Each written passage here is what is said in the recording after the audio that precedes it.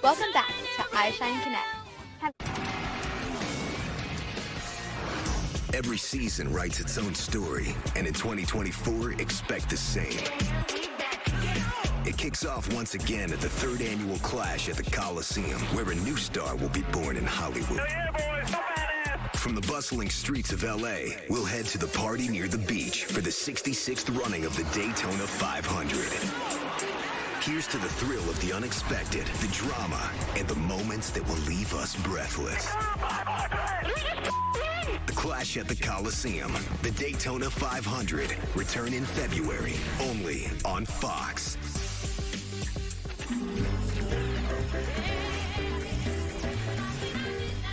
Whenever you get to start the season, it's always kind of fresh. It's like the first day of school, and you got a new outfit. It's on the West Coast. You know, I've got a lot of friends and family that come. I think it has a really neat atmosphere to it.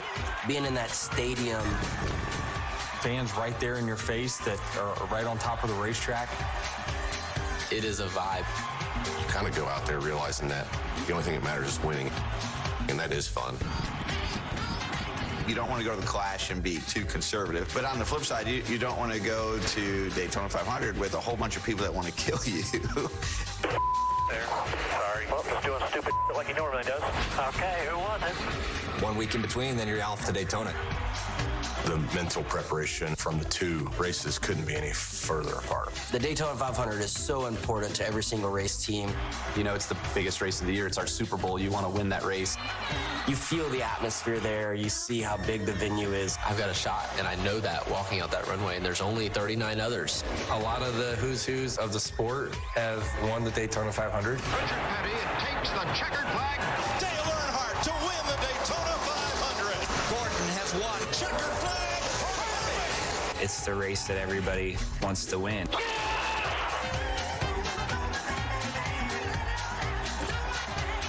If I had $1 for every time I heard from folks who aren't necessarily in NASCAR all the time, why do you start the season with the Super Bowl?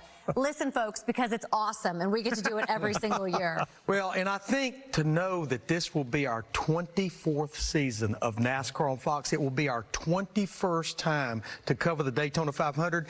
And another thing I'm really looking forward to is with NASCAR on Fox, we have two of the biggest races of the year, the Daytona 500 and the Coke 600 at Charlotte in May, the longest race on the schedule. And for the first time since 2014, we have a driver that's going to do the double. He's going to run the Indy 500 and the Coke 600, 1,100 miles in the same day. Kyle Larson is going to attempt that this year. That's going to be awesome to watch for sure. And we have the Daytona 500 now on Fox into the next TV contract, Yeah. Another 7 years after 2024, at least through 2031. We're the home of the biggest stock car race in America. So we start out in a football stadium, like they used to do at Soldier Field in Chicago in the 50s, and then we're going to a track that's 10 times as big. Everything's, what Bubba says, is all completely different. Boy, howdy. And you're going to have half the field mad at each other by the time you get to the Daytona 500. Even better. Yeah, so that's great for us. But I think when you look at the Clash and getting started, it really allows a lot of the rookies, allows the new teams that moved around. But it's different than it used to be, Clint, and because of the fact there is no real testing. You sit in the simulator, and when you get there, everybody is jacked up to go racing, and it shows on the racetrack.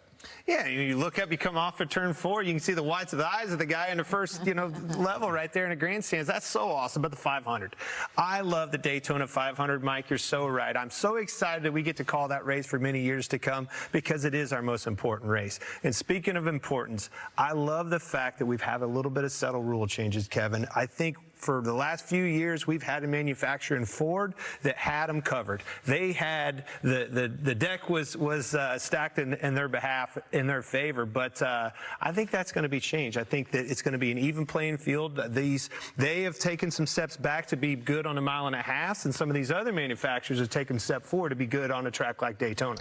Well, there's another race that we cover every year, and that's the NASCAR Cup Series All-Star Race. We're going back to that little short track up there, Northwest Wilkesboro, and she's getting a facelift, Yes. a brand new surface at North Wilkesboro. I think everybody, fans, competitors, everybody's excited about going back there for the second year. That's a big pull on that facelift. That baby was old. How was that surface last year, Kevin? Well, the surface was worn out. It was like the moon. It was super old. But when you go back this year, I think with the repaved surface and everything that they've done to that racetrack, it just looks cool. I mean, when you drive up to it, I mean, it's old. They kept that mystique about everything that happened at North Wilkesboro, and they brought that into modern day. And I think it's just going to change the way that the race looks for sure. But I think it'll be a good short track race. You park in Fred's house in his backyard. Hey, I hope you don't mind. We're going to watch the race. I'm here. Fred. I mean, listen, we talked about the Clash at the Coliseum, the Daytona 500, the Coca-Cola 600, North Wilkesboro, and that's just a small fraction of what we've got on Fox with the NASCAR portion of our season. We've got much more to come. We're going to actually make some bold predictions when we get back, and you don't want to miss that. We'll be right back after this short break. Start with a bang. Mix in some superstar power and turn them loose. 500 miles for NASCAR's biggest prize. That's the Great American Race. The Daytona 500, February 18th. And don't miss the Clash February 4th on Fox.